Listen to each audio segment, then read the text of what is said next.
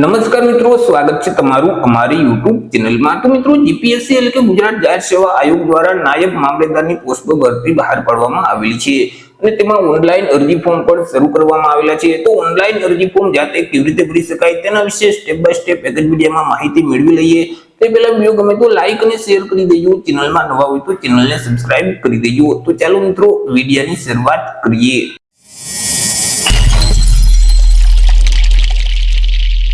તો સૌથી પહેલા મિત્રો, તમારે તમારા મોબાઈલમાંથી અથવા તો લેપટોપ કે પીસીમાંથી કોઈ પણ એક ઇન્ટરનેટ બ્રાઉઝરને ઓપન કરવાનું રહેશે અને ત્યાં સર્ચ બોક્સમાં ટાઈપ કરવાનું રહેશે જીપીએસસી ઓજાસ।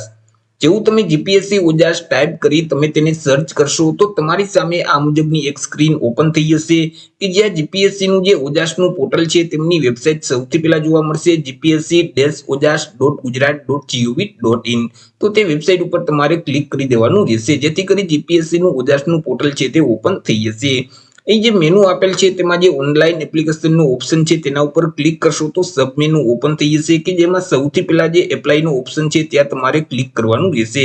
એટલે મિત્રો, જીપીએસસી દ્વારા જેટલી ભરતીમાં અરજી ફોર્મ શરૂ હશે તેનું એક લિસ્ટ છે તે ઓપન થઈ જશે। તેમાં અહીં મિત્રો જે જાહેરાત ક્રમાંક નંબર 8 છે તેમાં જોઈ શકશો ડેપ્યુટી સેક્શન ઓફિસર એટલે કે ડીવાયએસઓ અને ડેપ્યુટી મામલેદાર। તો મિત્રો, આ જે ભરતી છે તેમાં અરજી ફોર્મ ભરવાની જે છેલ્લી તારીખ છે તે 9/7/2025 રહેશે। મિત્રો, આ ભરતીનું જો તમારે નોટિફિકેશન ડાઉનલોડ કરવું હોય તો તેના નામની સામે અહીં જે બ્લુ કલરમાં ડિટેલનું બટન છે તેના ઉપર ક્લિક કરશો તો નોટિફિકેશનની પીડીએફ ફાઇલ છે તે તમારા ડિવાઇસમાં ડાઉનલોડ થઈ જશે। અરજી ફોર્મ ભરવા માટે અહીં જે ગ્રીન કલરમાં એપ્લાયનું બટન છે તેના ઉપર તમારે ક્લિક કરી દેવાનું રહેશે જેથી કરી આ મુજબની ફરીથી એક સ્ક્રીન ઓપન થઈ જશે કે જ્યાં અહીં બ્લુ કલરમાં એપ્લાય નાઉનું જે બટન છે તેના ઉપર તમારે ક્લિક કરવાનું રહેશે। મિત્રો, ઓજાસના પોર્ટલ પર જો તમે ઓલરેડી રજીસ્ટ્રેશન કરેલું હોય તો તમારા જે રજીસ્ટ્રેશન નંબર છે તે આ બોક્સમાં ટાઈપ કરી તમારી જે જન્મ તારીખ છે તે અહીં ટાઈપ કરી અને એપ્લાય વિથ ઓટીઆરના બટન ઉપર ક્લિક કરવાનું રહેશે। પરંતુ ઓજાસના પોર્ટલ ઉપર હજી સુધી તમે રજીસ્ટ્રેશન નથી કરેલ તો અહીં જે સ્કીપનું બટન છે તેના ઉપર ક્લિક કરી આગળ વધવાનું રહેશે। જેવું તમે સ્કીપના બટન ઉપર ક્લિક કરશો એટલે મિત્રો તમને એક અરજી ફોર્મ આપી દેવામાં આવશે। તે અરજી ફોર્મમાં તમામ માહિતી ભરવાની રહેશે। અરજી ફોર્મમાં સૌથી પહેલા તો ઉમેદવારે પોતાની પર્સનલ માહિતી છે તે આપવાની રહેશે। જેમ કે મિત્રો, ટાઇટલ જે લાગુ પડતું હોય તે ટાઇટલ અહીંથી તમારે સિલેક્ટ કરવાનું રહેશે। તમારી જે અટક એટલે કે સરનેમ છે તે આ બોક્સમાં ટાઈપ કરી દેવાની રહેશે। તમારું જે નામ છે તે આ બોક્સમાં ટાઈપ કરી તમારા પિતા અથવા તો પતિનું નામ આ બોક્સમાં ટાઈપ કરી દેવાનું રહેશે અને માતાનું નામ અહીં ટાઈપ કરવાનું રહેશે। ત્યાર પછી મિત્રો, તમારું જેન્ડર મેલ કે ફિમેલ અહીંથી સિલેક્ટ કરી અને ફરીથી જેન્ડરને સિલેક્ટ કરવાનું રહેશે। તમારી જે જન્મ તારીખ હોય તે જન્મ તારીખ અહીં મિત્રો ટાઈપ કરી દેવાની રહેશે। મેરિટલ સ્ટેટસ જે તે લાગુ પડતું હોય તે ઓપ્શન અહીંથી સિલેક્ટ કરવાનું રહેશે। ત્યાર પછી તમારી જે તે જાતિ હોય જે તે કેટેગરી હોય તે કેટેગરી અહીંથી સિલેક્ટ કરવાની રહેશે। પરંતુ તમે જો અનામત વર્ગમાં આવતા હોય તો તમારી પાસે જે જાતિનો દાખલો એટલે કે કાસ્ટ સર્ટિફિકેટ છે તેમની વિગત પણ આપવાની રહેશે। જેમ કે મિત્રો, કાસ્ટ સર્ટિફિકેટના નંબર છે તે આ બોક્સમાં ટાઈપ કરી દેવાના રહેશે। તેમની જે તારીખ છે તે અહીં ટાઈપ કરી અને સર્ટિફિકેટ કયા રાજ્યમાંથી મેળવેલ છે તે રાજ્યનું નામ અહીંથી સિલેક્ટ કરવાનું રહેશે। જો તમે એસસીબીસી એટલે કે સામાજિક અને શૈક્ષણિક રીતે પછાત વર્ગમાં આવતા હોય તો તમારી પાસે જે નોન ક્રિમિનલ્સ છે તેમની વિગત પણ આપવાની રહેશે। નોન ક્રિમિનલ સર્ટિફિકેટ નંબર છે તે આ બોક્સમાં ટાઈપ કરી સર્ટિફિકેટની તારીખ અહીં ટાઈપ કરી અને સર્ટિફિકેટ કયા સત્તા અધિકારી દ્વારા આપવામાં આવેલું છે તેમનો હોદ્દો અહીંથી સિલેક્ટ કરી દેવાનો રહેશે।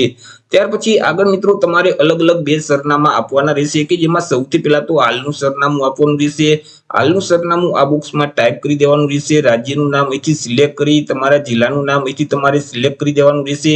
ત્યાર પછી મિત્રો, તમારા તાલુકાનું નામ સિલેક્ટ કરી તમારા એરિયાના પિનકોડ નંબર આ બોક્સમાં ટાઈપ કરવાના રહેશે। એવી જ રીતે મિત્રો, તમારું જે કાયમી સરનામું છે પરમનન્ટ એડ્રેસ છે તે આ બોક્સમાં ટાઈપ કરી રાજ્યનું નામ, જિલ્લાનું નામ અને તાલુકાનું નામ સિલેક્ટ કરી તમારા એરિયાના પિનકોડ નંબર અહીં ટાઈપ કરવાના રહેશે। તમારા જે મોબાઈલ નંબર છે તે આ બોક્સમાં ટાઈપ કરી અને ફરીથી તે જ નંબરને વેરીફાઈ કરવા માટે આ બોક્સમાં ટાઈપ કરી દેવાના રહેશે। તમારું જે ઈમેલ આઈડી છે તે આ બોક્સમાં ટાઈપ કરી અને ફરીથી તે જ આઈડીને વેરીફાઈ કરવા માટે આ બોક્સમાં ટાઈપ કરવાનું રહેશે। ત્યાર પછી મિત્રો, તમારે આગળ અન્ય વિગત છે તે આપવાની રહેશે। હવે મિત્રો, તમે રમતગમતમાં ભાગ લીધેલ હોય અને તમે વધારાના ગુણ મેળવવા માટે લાયકાત ધરાવતા હોય તો અહીંથી તમારે યસ સિલેક્ટ કરી દેવાનું રહેશે અને આગળ રમતની વિગત આપવાની રહેશે। જેમ કે તમે કઈ રમતમાં ભાગ લીધેલ છે તે રમતનું નામ અહીંથી તમારે સિલેક્ટ કરી દેવાનું રહેશે।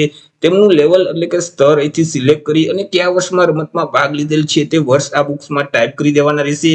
તમારી પાસે જે રમતગમતનું પ્રમાણપત્ર છે તે કયા સત્તા અધિકારી દ્વારા આપવામાં આવેલું છે તેમનો હોદ્દો અહીં ટાઈપ કરવાનો રહેશે।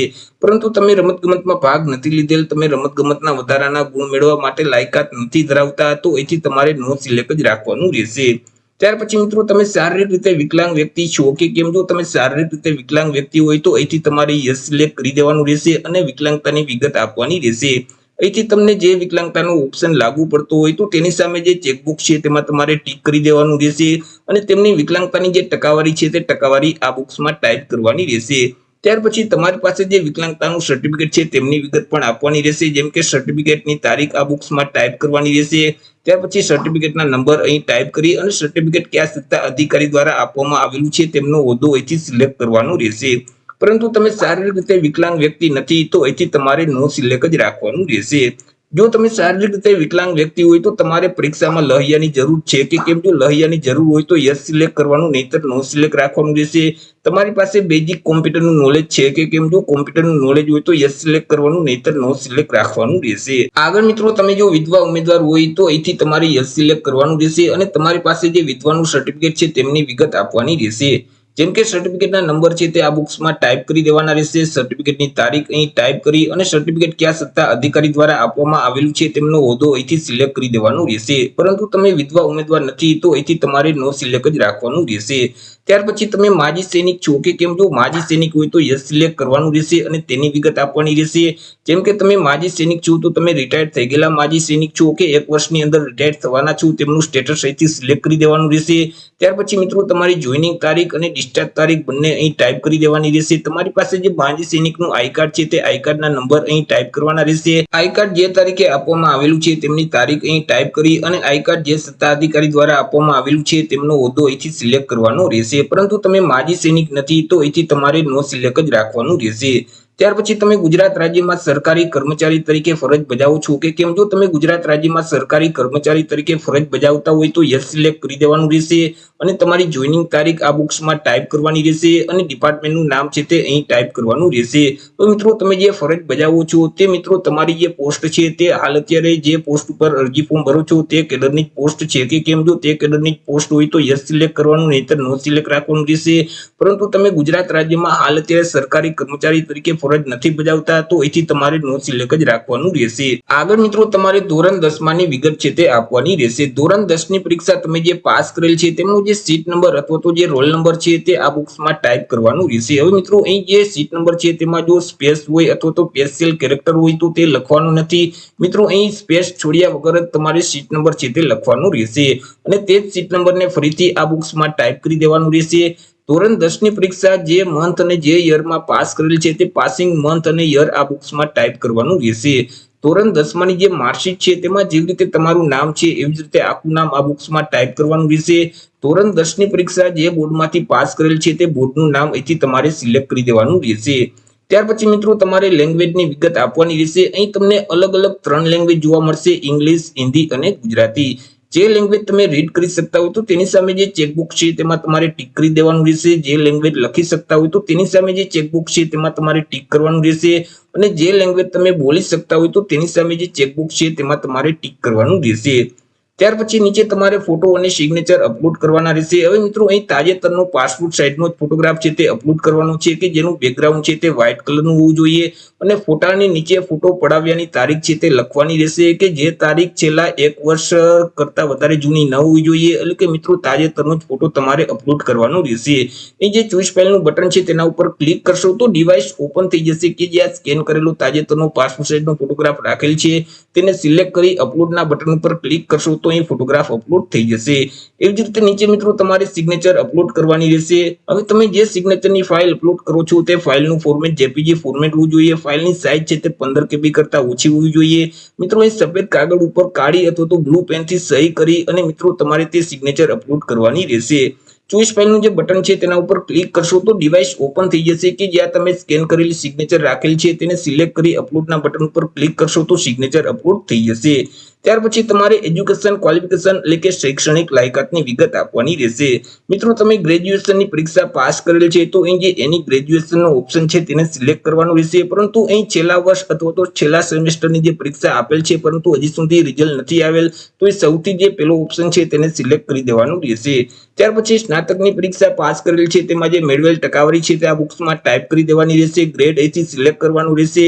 ત્યાર પછી મેળવેલ ક્લાસ અહીંથી સિલેક્ટ કરવાનું રહેશે। યુનિવર્સિટીનું નામ આ બોક્સમાં ટાઈપ કરી અને રાજ્યનું નામ ટાઈપ કરી દેવાનું રહેશે. પાસિંગ યર આ બોક્સમાં ટાઈપ કરવાનું રહેશે. તે સિવાય મિત્રો જે જીપીએસસી છે અથવા તો ગુજરાત ગૌણ સેવા પસંદગી મંડળ છે અથવા તો કોઈ પણ સ્પર્ધાત્મક પરીક્ષાનું આયોજન કરતી જે એજન્સીઓ છે તે એજન્સી દ્વારા તમારા પર પરીક્ષા આપવા માટે પ્રતિબંધ લગાવેલ છે કે કેમ? જો પ્રતિબંધ લગાવેલ હોય તો યસ સિલેક્ટ કરી દેવાનું રહેશે અને તેમની જે ઓર્ડર છે તેમનો ઓર્ડર તે ઓર્ડરની તારીખ આ બોક્સમાં ટાઈપ કરી અને કેટલા વર્ષ સુધી પ્રતિબંધ લગાવેલ છે તે વર્ષ અહીં ટાઈપ કરવાના રહેશે.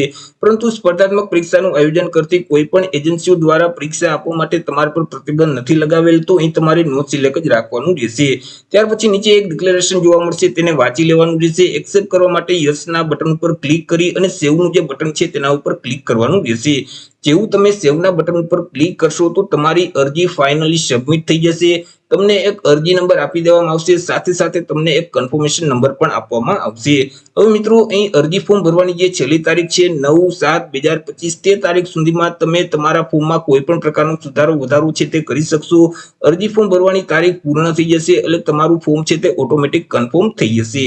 અરજી ફોર્મ સબમિટ કર્યા પછી મિત્રો તમે જો સામાન્ય વર્ગના ઉમેદવાર હશો તો તમારે અરજી ફી ભરવાની રહેશે. હવે અરજી ફી ભરવા માટે ફરીથી હોમ સ્ક્રીન ઉપર આવી અને અહીં જે ફીનો ઓપ્શન છે તેના ઉપર ક્લિક કરશો તો સબ મેનુમાં ઓનલાઈન અથવા પોસ્ટ ઓફિસ ચલણનો ઓપ્શન જોવા મળશે, તેના ઉપર તમારે ક્લિક કરી દેવાનું રહેશે. ત્યાર પછી અહીંથી તમારે અહીં જે ડેપ્યુટી સેક્શન ઓફિસર અને મામલતદારનો ઓપ્શન છે તેને સિલેક્ટ કરી તમને જે કન્ફર્મેશન નંબર આપવામાં આવેલા છે તે નંબર આ બોક્સમાં ટાઈપ કરી દેવાના રહેશે. તમારી જન્મ તારીખ અહીં ટાઈપ કરી અહીં જે કેપ્ચા કોડ છે તે સેમ કોડ આ બોક્સમાં ટાઈપ કરવાનો રહેશે. જો તમે ઓફલાઈન એટલે કે પોસ્ટ ઓફિસના માધ્યમથી અરજી ફી ભરવા માંગતા હોય તો અહીં પ્રિન્ટ પોસ્ટ ઓફિસ ચલણનો ઓપ્શન છે તેના ઉપર ક્લિક કરશો તો અહીં ચલણની પીડીએફ ફાઇલ છે તે તમારા ડિવાઇસમાં ડાઉનલોડ થઈ જશે.